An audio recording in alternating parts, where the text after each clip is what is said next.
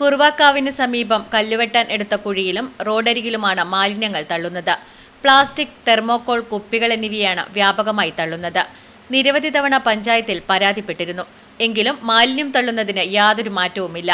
പഞ്ചായത്തിൽ പരാതിപ്പെടുമ്പോൾ ഹരിതകർമ്മസേന മുഖാന്തരം മാലിന്യങ്ങൾ നീക്കം ചെയ്യാറാണ് പതിവ്.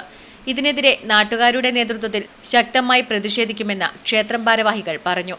ഈ ക്ഷേത്രത്തിന്റെ വളരെ അടുത്ത സ്ഥലത്താണ് ഈ മാലിന്യങ്ങൾ നിക്ഷേപിച്ച് കാണുന്നത്. അത്യധികം പ്രതിഷേധാർഹമാണത്. സാമൂഹ്യ വിരുദ്ധരുടെ സാന്നിധ്യം ഇവിടെയുണ്ടെന്നാണ് മനസ്സിലാക്കുന്നത്. ബിൽഡിംഗ് വേസ്റ്റ്, തെർമോക്കോള്, മറ്റു കുറെ തുണി, ഇതിന്റെ കർട്ടൻസ്, അതിൻ്റെ എല്ലാം വേസ്റ്റുകളാണ് ഇവിടെ കൊണ്ടിട്ടിരുന്നത്. കൂടാതെ കുറച്ചപ്പുറത്തുള്ള ക്ഷേത്രത്തിന്റെ തന്നെ മറ്റേ സൈഡിലുള്ള റോഡിനകത്ത് മദ്യക്കുപ്പികളും മറ്റും വലിച്ചെറിഞ്ഞിട്ടും കാണുന്നുണ്ട്. ഹരിതകർമ്മസേനയുടെ ബോർഡിന്റെ കീഴിലാണ് ഈ മാലിന്യങ്ങൾ കൊണ്ടിടുന്നത്. ഇതിനു മുന്നും സ്ഥിരമായിട്ട് മാലിന്യങ്ങൾ ഇവിടെ വലിച്ചെറിയാറുണ്ട്. ഇത് അത്യന്തം ആപൽക്കരമായിട്ടുള്ളൊരു സംഭവമായിട്ട് കാണുന്നു. ഇങ്ങനെ ചെയ്യാതിരിക്കുന്നത് നാട്ടുകാർ ശ്രദ്ധിക്കണമെന്ന് അഭ്യർത്ഥിക്കുന്നു.